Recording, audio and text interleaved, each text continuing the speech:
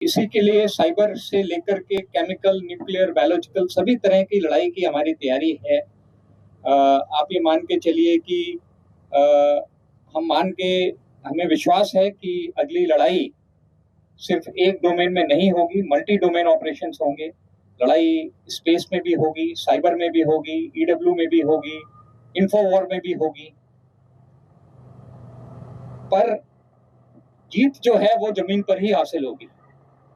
तो ये सारे डोमेन में जो भी हम काम कर रहे हैं वो किसी तरीके से जो हमारी अल्टीमेट जीत है, वो चाहे 71 की जीत हो, चाहे 65 की जीत हो, वो जब तक हम जमीन पर कब्जा नहीं करेंगे वो पाकिस्तान मानेगा नहीं कि हम जीत गए हैं।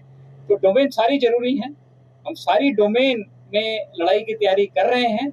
पर जो आप ग्राउंड पर देख रहे हैं ये फिर लास्ट, ये मान के चलिए कि सारी डोमेन को मिला करके लास्ट में जो ऑपरेशन होना है वो यही है जो आप देख रहे हैं। एआई, जैसा मैंने कहा कि टेक्नोलॉजी जो हम हासिल कर रहे हैं, हमें पता है कि हमारा दुश्मन भी वो टेक्नोलॉजी हासिल कर रहा है।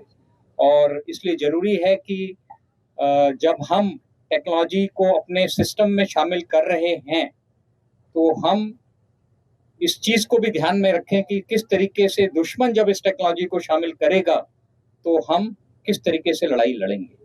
पर एआई आने से हमारे सिस्टम्स में बहुत सहूलियत हुई है।